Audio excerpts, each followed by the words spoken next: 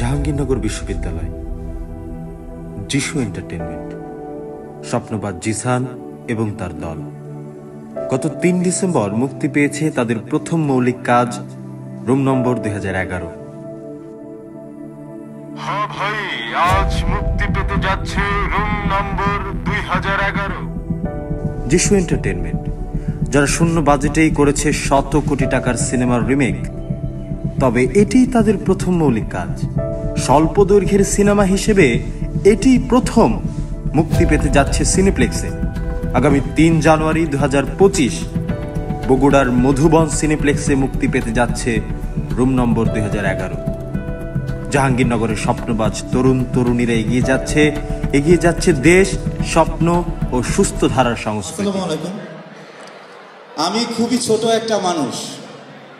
আজকে এতটুকু আসার পেছনে অনেকগুলো মানুষের অবদান আছে।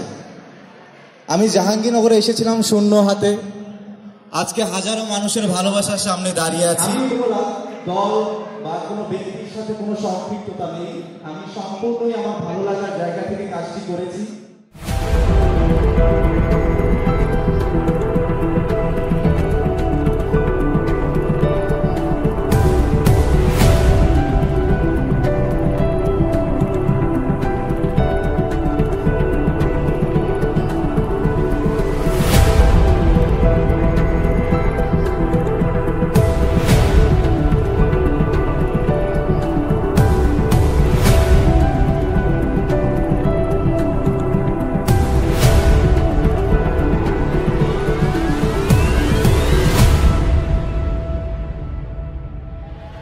এবং শুধু আমি নই, গোটা বাংলাদেশ যারা ২৪-এর গণঅভ্যুত্থানের মাধ্যমে কথা বলার সহ অবস্থানের নিশ্চয়তা পেয়েছে, সেই স্বস্তিতে থাকা গোটা বাংলাদেশিদের পক্ষ থেকে প্রভুর কাছে তার আত্মার মাগফিরাত কামনা করছি।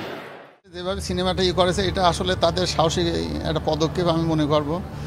তাছাড়া তাদের কাছে আমার আবেদন থাকবে আরও যারা এভাবে জুলাই আগস্টে অভ্যুত্থান হয়েছে না, তাদের উপরে একটা চলচ্চিত্র নির্মাণ করা হয়।